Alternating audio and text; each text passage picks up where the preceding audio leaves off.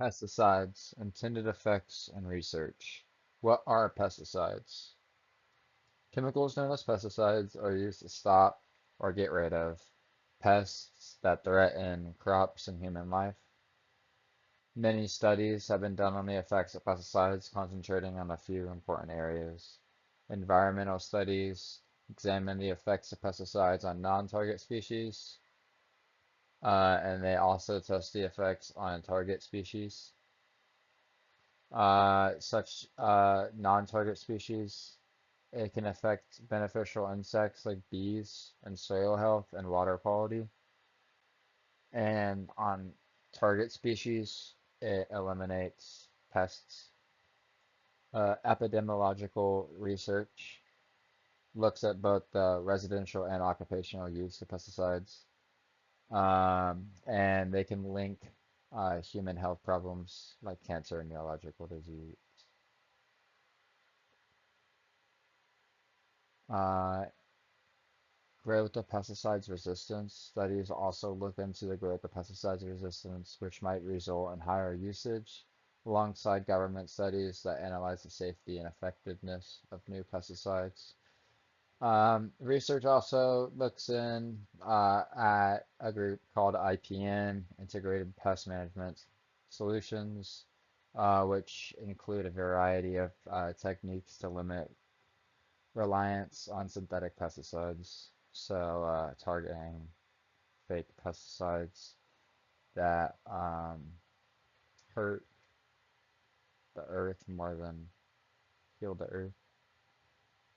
Even though pesticides can be useful for controlling pests, more study is required to make sure they're sustainable for farming. Unintended effects occurred in different species and individuals due to the pesticides. This was both because of direct and indirect exposure to the pesticides.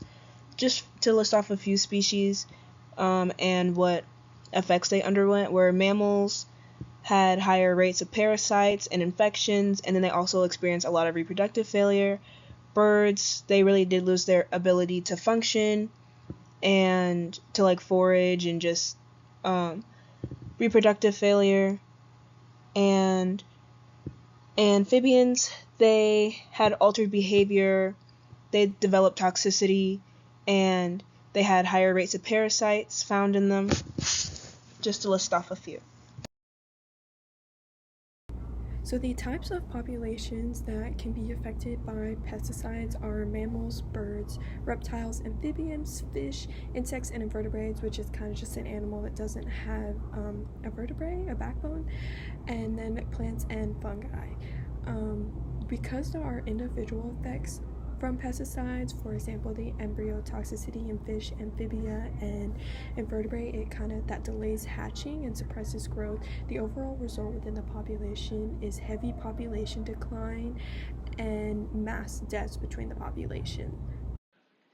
So it is important that when looking at this chart that you take notice of the fact that it is the effects on individuals that the pesticides has, such as reproduction failure within mammals or increased parasite load within amphibians, that leads to a overall higher mortality rate and large population decline, which can be very bad for the populations affected by the pesticides.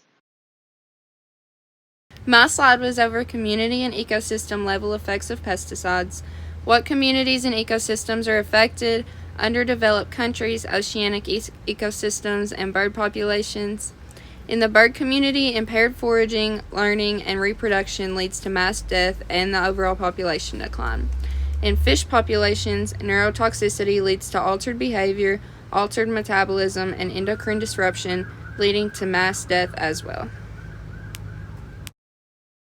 One important indirect effect of pesticides is how they impact pollinators like bumblebees.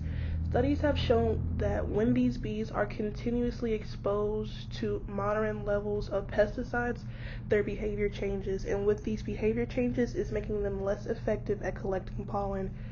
The decrease in pollen collecting can reduce the overall pollination services that they provide.